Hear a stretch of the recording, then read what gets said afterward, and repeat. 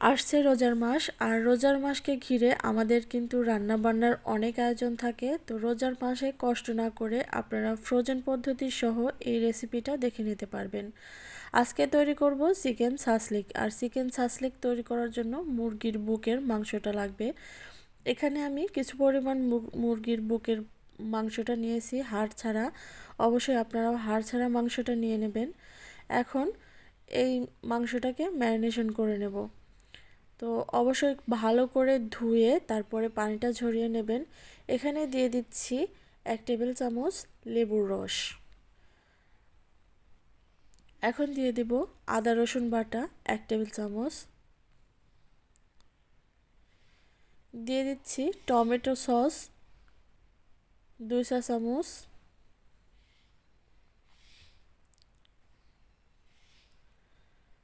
এখন দিব হলুদের গুঁড়া, মরিচের গুঁড়া, দিয়ে দিচ্ছি জিরে গুঁড়া, পরিমাণ মতো দিয়ে দিবেন। জিরে গুঁড়া এখানে 1 চা চামচ দিয়েছি।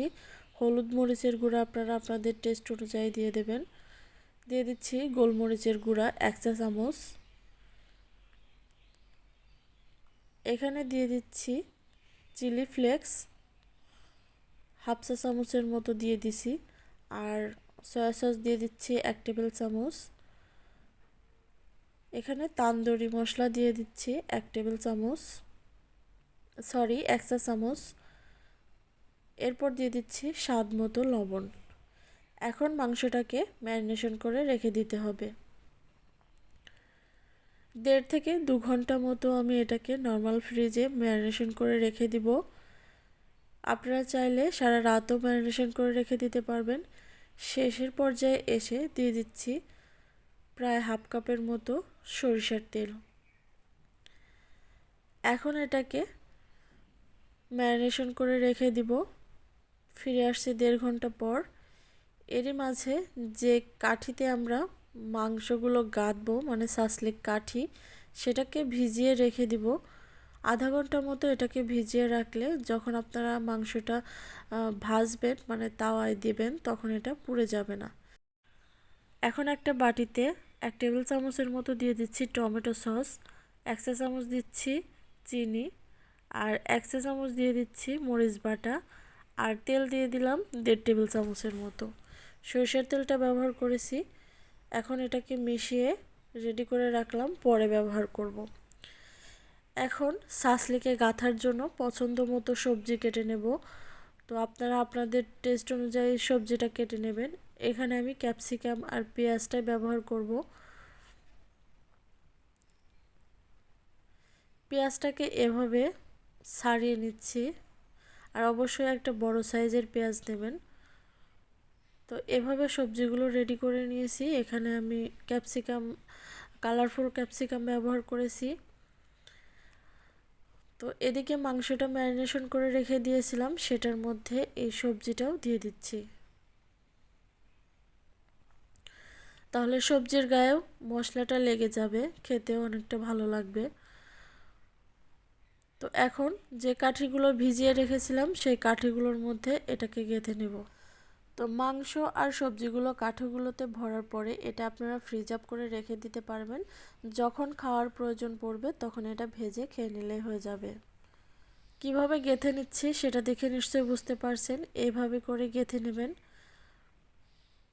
পুরোপুরি কাঠি ভরে না দিয়ে অল্প অল্প করে এভাবে মাংসগুলো গেঁথে নেবেন। এখন এটাকে ভেজে নেব। তো ফ্রাই প্যানে একটু পানি দিয়ে দিয়েছি, প্রায় 1 চা চামচের মতো পানি দিয়েছি, যাতে মাংসটা দেওয়ার সাথে সাথে পুড়ে না যায়।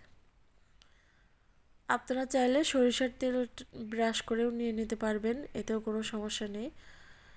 তো মিডিয়াম হিটে রেখে এটাকে ভেজে নেবেন, না হলে মাংসর গা থেকে আগে থেকে পানি ছেটে দেবে, সেটা কিন্তু খেতে ভালো লাগে না, মাংসটা সিদ্ধ হয়ে যাবে। তো এটা একটু পোড়া পোড়া হলে খেতে বেশি ভালো লাগে। এখন যে সসটা রেডি করে রেখেছিলাম সেই সসটা উপর দিয়ে একটু ব্রাশ করে দিতে হবে।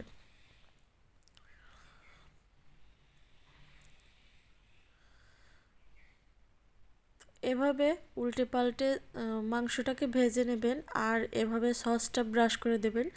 সসটা ব্রাশ করে দিলে এই মাংসটা অনেকটা জুসি থাকবে, খেতে খুবই ভালো লাগে।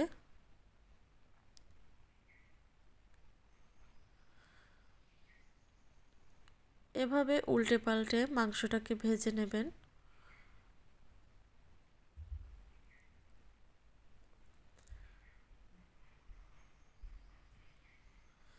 তো একটু ঢাকনা দিয়ে ঢেকে দিচ্ছি, তাহলে মাংসটা খুব তাড়াতাড়ি সিদ্ধ হয়ে যাবে। যেহেতু চিকেন আর বুকের মাংস, এটা সিদ্ধ হতে খুব একটা বেশি টাইম লাগে না।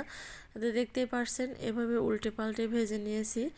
আর যখন ভাজাটা হয়ে যাবে তখন আপনারা দেখে নিশ্চয়ই বুঝতে পারবেন যে এটা হয়ে গেছে। তো আমার হয়ে গেছে সাসলিকগুলো, আমি এখন নামিয়ে নিচ্ছি। আশা করছি আজকের এই রেসিপিটা আপনাদের কাছে ভালো লেগেছে। যদি ভালো লাগে অবশ্যই লাইক, কমেন্ট এবং বেশি বেশি করে শেয়ার করে দেবেন। তো সবাই ভালো থাকবেন। আল্লাহ হাফেজ।